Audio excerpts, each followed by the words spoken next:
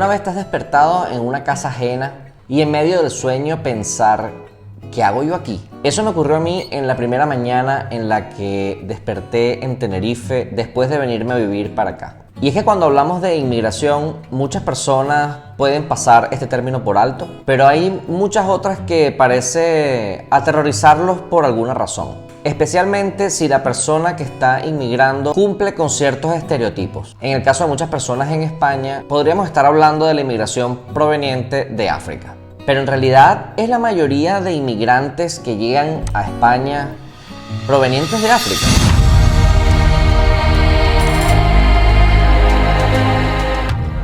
La nacionalidad que predomina entre los inmigrantes que llegan a este país, España, suele ser la marroquí. No obstante, y aunque Canarias esté en el top 5 de comunidades de este país con mayor número de inmigrantes, en el caso de Canarias no provienen de Marruecos especialmente.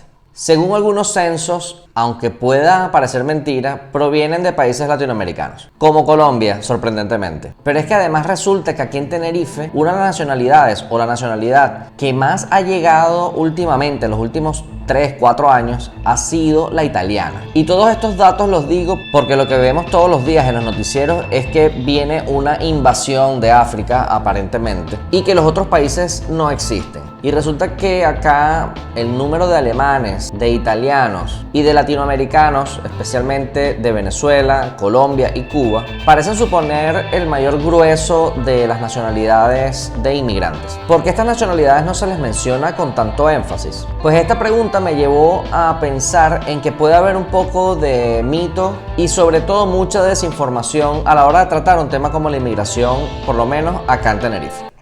Llegada de pateras muy numerosa a Canarias. Este sábado 1.100 inmigrantes llegaron a las islas. Pero si ya estás suscrito a este canal, ya debes saber que tengo un tono desenfadado en mis videos. Y en este video no pienso hablar de muchas estadísticas y datos oficiales, sino que más bien he querido adentrarme un poquito en la historia de estos inmigrantes que han tratado de darle un vuelco importante a su vida y buscar un mejor futuro tomando la decisión de venirse a Canarias. Unos bajo algunas condiciones extremas, otros quizás no tanto, pero van a ser ellos los que nos van a contar todas estas historias tan interesantes.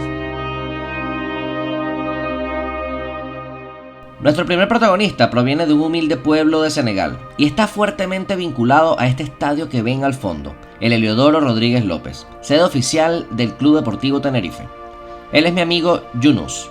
Yunus es un nombre sagrado, el primo del profeta de Mohammed, y el nombre muy sagrado y a la vez es un poco francés. Yo soy de Senegal, San Luis, 15 minutos en coche, y el pueblo se llama Ganjol. El pueblo, te lo puedes imaginar, gente, llena de gente a la calle, jugar a fútbol, gente que es niños que siempre estamos jugando pilla, escondite, etcétera. Con poco feliz, con poco éramos muy felices teniendo poco, y yo me recuerdo de eso, que llegaba de colegio y siempre no, y tira la maleta al lado de mi puerta de mi casa, hasta por la noche no aparezco en mi casa, y, claro, y la gente le gusta el fútbol, hay mucho talento, y eso es el recuerdo que nunca se me va a borrar de la mente, ¿no? No solamente tomó esa decisión de venirse para acá, sino que además lo hace con la intención de cumplir un sueño, de convertirse en futbolista estrella.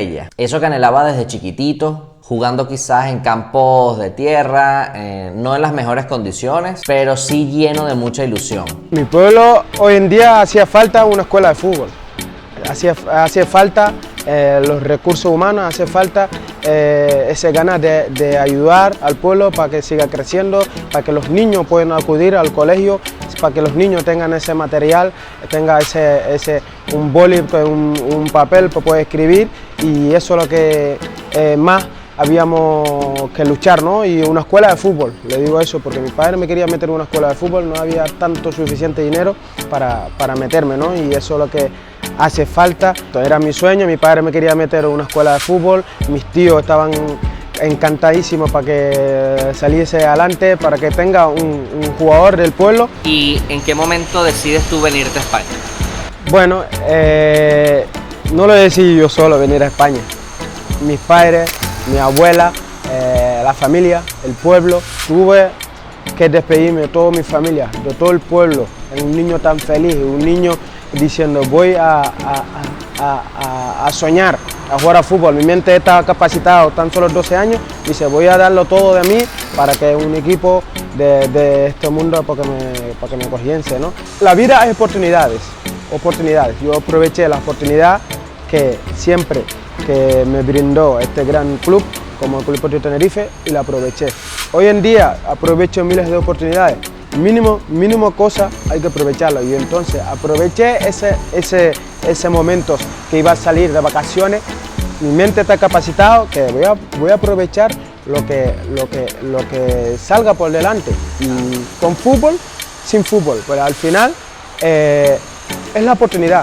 Hay algo que le quise preguntar a Yunus especialmente, y era ¿qué sentía el día antes de venirse? Porque todos nos imaginamos que es simplemente agarrar una maleta, venir y fuiste feliz. Pero es que detrás de todo esto hay mucha historia que contar.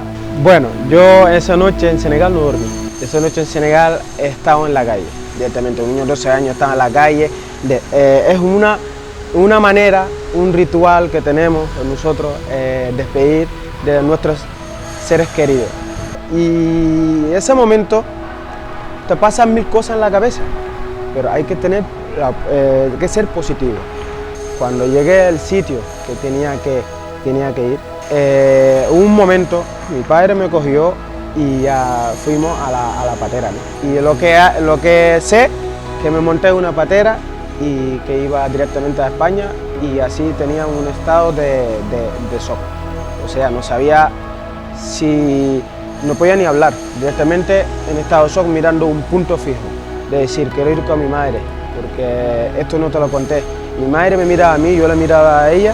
Mi madre, yo nunca he intentado acercarme de una manera, no es que no quería, sino no hubo ese momento, porque yo estaba tan contento, tan niño, saltando, brincando.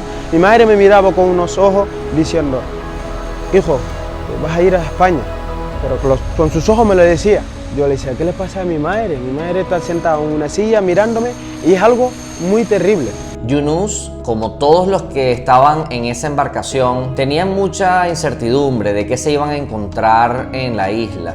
Primera vez que salían de su país, y además lo hacían en estas condiciones donde, aunque trataban de no pensar en ello, sabían el riesgo que estaban asumiendo. Y es algo que nunca se me va a olvidar. Nos sentábamos, yo estaba llorando, mi primo estaba así, yo estaba llorando, yo quería ir con mi madre, y al final el miedo se va. En esta vida no hay que tener miedo a nada, el miedo se va, porque al final lo que conseguimos, luchar. Psicológicamente, psicólogos en la patera no había, pero gente preparada, gente sabia en este mundo te tranquiliza, te dice cosas positivas para que tú estés tranquilo.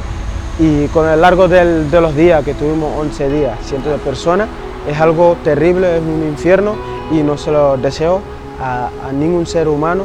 O sea, ¿te acuerdas de ese momento? Sí, me acuerdo, vi una cosa muy grande, el Teide, la gente debatiendo, es nube, es montaña, etc. Yo dije, es montaña. Todo contento, dando gracias a Dios, ganas de decir a mis padres que ya llegué, pero se siente alegría. Yo me siento tocar a tierra. Si tocas a tierra, siempre vas a decir gracias a Dios, alhamdulillah, muchísimas cosas, ¿no? Están en tu mente, y es algo muy duro, y a la vez al final feliz.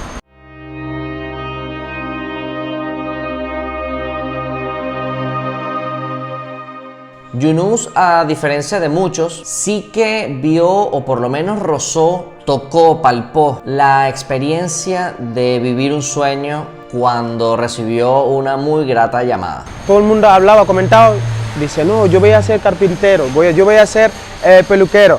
Yo dije, yo voy a ser futbolista. Samuel Eto'o, el Drogba. Bueno, yo cuando llegué me atendieron la Cruz Roja, nos dejan unos par de días, un CIES, un sitio cerrado, hay 3 agujeros. He estado con mis 2 primos a oscuro y llevan muchos días ahí, y hasta que nos cogieron la policía, nos llevaron a un centro de Tegueste. Y bueno, desde ahí pues vino CC Rivero, directivo del Club Deportivo Tenerife, y para mí es mi padre, Papá CC, y vino a vernos a jugar en Tegueste. Para mí el Club Deportivo Tenerife es mi vida, es mi salvación. El Club Deportivo Tenerife bueno, es un educador que conoce, aquí la gente se conoce, dice, oye, hay chicos muy buenos en Tegueste, están jugando a fútbol, quieren jugar a fútbol, y ahí CC pues y fue a vernos. Dice, bueno, esa es una oportunidad donde tengo que aprovechar, tengo que estar.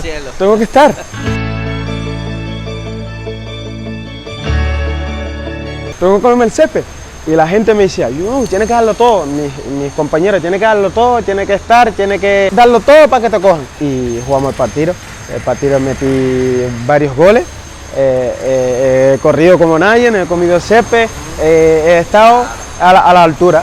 Y bueno, cuando terminó el partido y fuimos al centro, de un día a otro y dice, Tenerife te quiere coger. Wow. Y ahí salté, se lo dije a mis padres, lloré de emoción. Nuestro siguiente protagonista en este video proviene de Guinea Conakry. A diferencia de Yunus, tuvo la suerte de venir vía aérea a territorio español. No obstante, no todo ha sido color de rosa para él. Me llamo Abdoulaye Baldé, yo soy de Guinea Conakry. Yo vine por Prat de Llobregat, Barcelona. ¿Por qué te viniste? Por necesidad, porque estuve en España en 88, me quedé hasta 91, eran pesetas, yo gané dinero. Volví, hice mi negocio y me casé, empecé a tener hijos y mi negocio falló. Y me metí otra vez en la mar porque soy un mecánico naval. Me metí otra vez en la mar, pero lo que me pagaban no llegaba ni 400 euros. Y yo iba a la mar 6 meses antes de volver a tierra. Mi mujer me ha dicho que no, que eso no puede ser porque ella tenía un restaurante donde venía gente importante y ahí ella oí que hay gente que está dedicado al negocio de vender visado. Pero tú obtuviste tus papeles de manera legal. Claro, después de mi empadronamiento empecé el procedimiento legal, trabajando con el contrato. Entonces tenía que tener un fiador. El fiador era el patrón con quien yo trabajaba. Te dan el contrato y con el contrato tú presentas a la inmigración que tú quieres una residencia. Abdoulaye Baldé lo conozco de aproximadamente unos 13 años y déjame decirte que es una persona bastante pintoresca, es una persona con una sonrisa de oreja a oreja, muy alegre y que yo por supuesto no quería dejar pasar por alto la oportunidad de entrevistarlo y que me contara en qué condiciones se vino a España, porque seguramente tiene una historia muy interesante que contarnos. ¿Por qué España y no otro país de Europa? A mí España, porque cuando terminé de estudiar me fui a Cuba y hice 18 meses ahí por la práctica. Y cuando terminé volví a mi tierra. Me ha dicho, desde que tú llegas en el país avísame y yo estoy en un barco donde necesitan ingresadores. Y el barco me recogió a Senegal, me hicieron contrato ahí a la comandancia de Senegal. Conocí a mi ex mujer en las Palmas de Gran Canaria. Es mi amigo que me hizo el contrato en el barco donde estaba él también. Venimos, el armador era un canario que se llamaba Don Manuel Montenegro, ya falleció, tenía solamente 2 barcos. Estaba entre África y la península. En África cogemos chatarra o pienso, venimos a Sevilla, Tarragona, a veces Portugal. Cuando vienes para acá, no es solamente la ilusión, quizás la incertidumbre, las ganas también que le pones al proceso de emigrar, de encontrarte con algo positivo, sino que además también tiene que haber una parte de ti llena de muchos temores por las cosas que dejas atrás. En el caso de Abdoulaye, creo que sentí que era algo muy especial lo que dejaba atrás. ¿Echas de menos Guinea? Hombre. La tierra llama. Sea el paraíso que voy a tener aquí, me gustaría estar en mi tierra. Sí.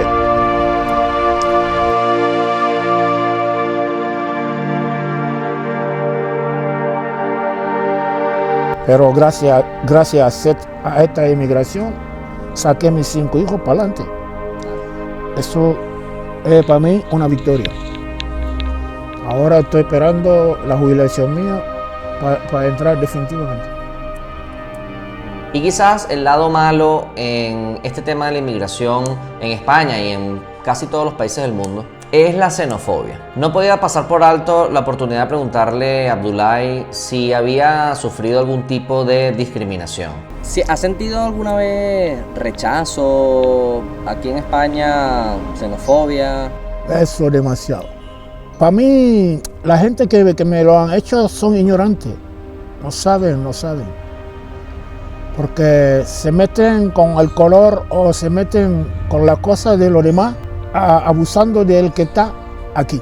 Por ejemplo, perdí un trabajo porque todos los días la misma persona estaba atrás de mí y resulta que el trabajo era en cadena.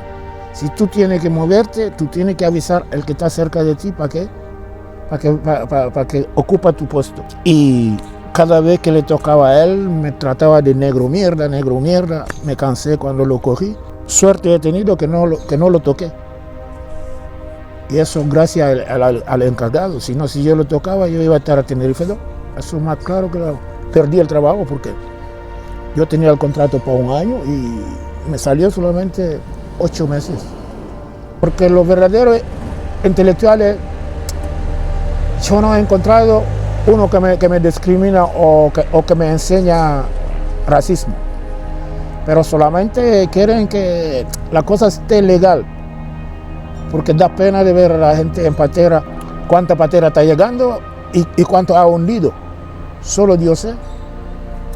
Espero que Abdoulaye ni ningún otro individuo, ni en España ni en el mundo, tengan que pasar por situaciones así en sus trabajos por el color de tu piel, ni por tus creencias, ni por religiones, y que puedas tener las mismas oportunidades que tienen los locales y que podamos tener todos. Como les decía al principio del video, no todos los inmigrantes provienen de África. De hecho, una de las nacionalidades con mayor número de representación, con una colonia mayor acá, por lo menos en Canarias, algo que me sorprendió, debo admitir, es la colombiana. Y por supuesto quise preguntarle a uno de ellos que además le ha ido, yo creo que bastante bien en este país. Pues tomé la decisión en realidad porque Colombia, por más de que trabajaras que no se ve el dinero. En realidad, cuando llegué acá, la experiencia al principio como todo fue dura, porque a nadie nos toca fácil, la verdad. Pero bueno, antes de todo, me enfoqué en Colombia cómo sacar la documentación. Al año y 3 meses ya tenía el permiso de trabajo.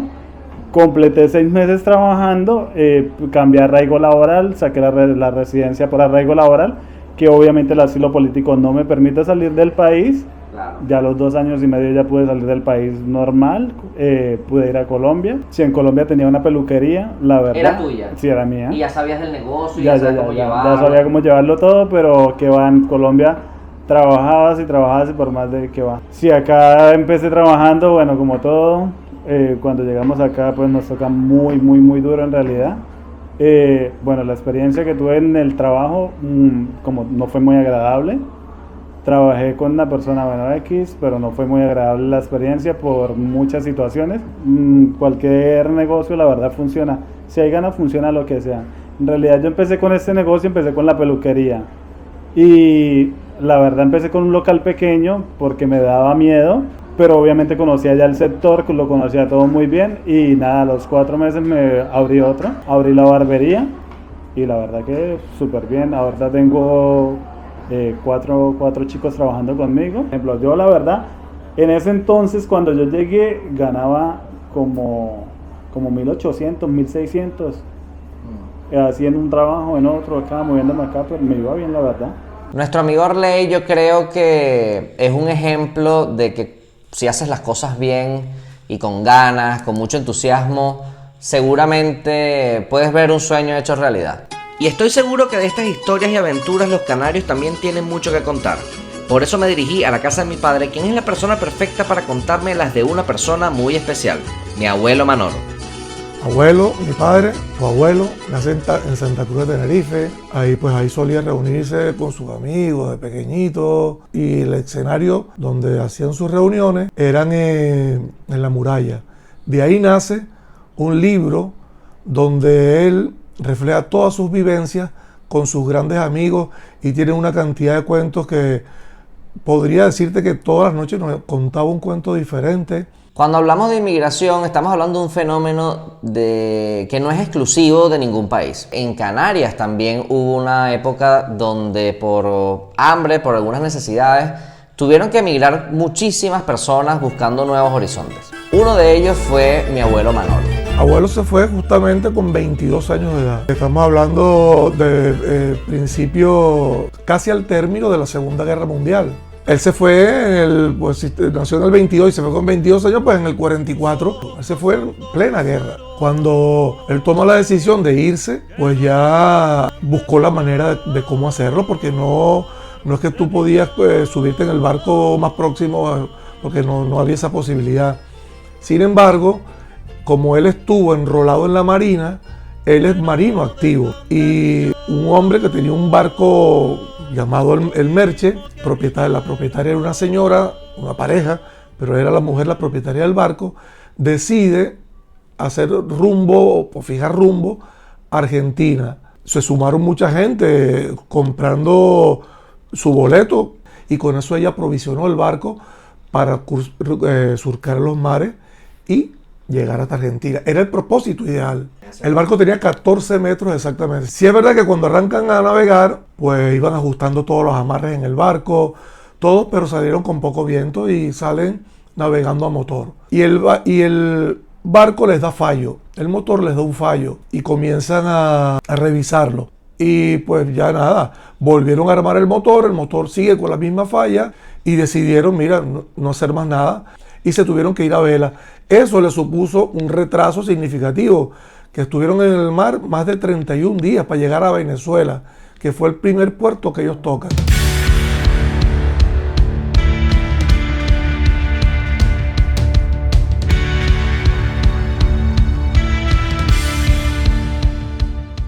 Mi abuelo emigró en un barco chiquitito. No sé si llegaron a estar hacinados, pero sí que los recursos que disponían en el barco se les iban agotando y los nervios empezaron a aflorar. Pasaron en la travesía mucho trabajo porque todo lo que llevaban en el barco, las provisiones alimentarias sobre todo, no fue suficiente para llegar al fin del viaje. De hecho, llegaron literalmente con una papa y un dedal de agua, que se veían ya los marinos y los tripulantes, las caras ya de mala forma.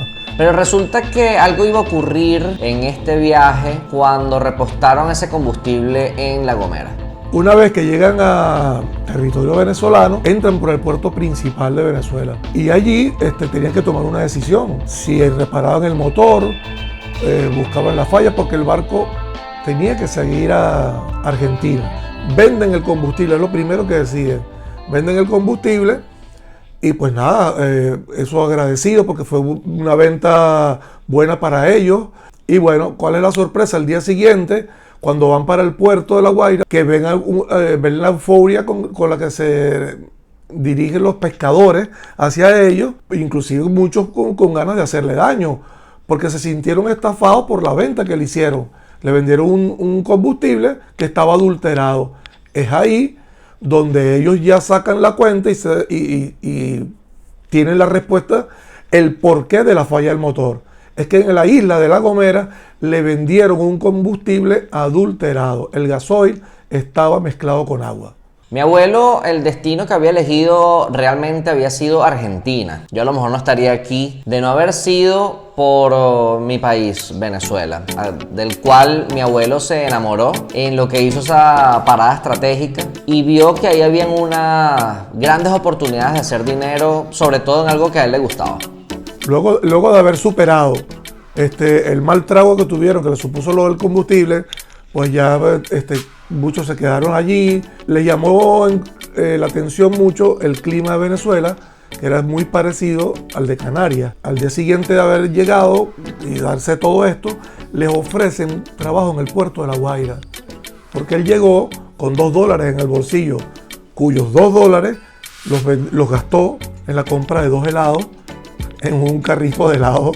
Los haitianos, que eran otros de los que llenaron las tierras en Venezuela. Ofrecen trabajo a toda aquella gente y les preguntan cuáles eran las capacidades y las posibilidades de desarrollar ciertas actividades en el puerto que se estaba desarrollando. Y entonces la pregunta de él directa fue: ¿usted sabe operar la draga? Tu abuelo, conocedor de las máquinas y teniendo toda esa experiencia en el ejército y con sus destrezas mecánicas, pues se apuntó para eso y fue el primer trabajo que él tuvo ahí. Hacen la primera paga y él ve aquella cantidad de dinero, le supone un montón y se miraron todos los ojos y les brillaba y decía: nada, llegamos a territorio seguro.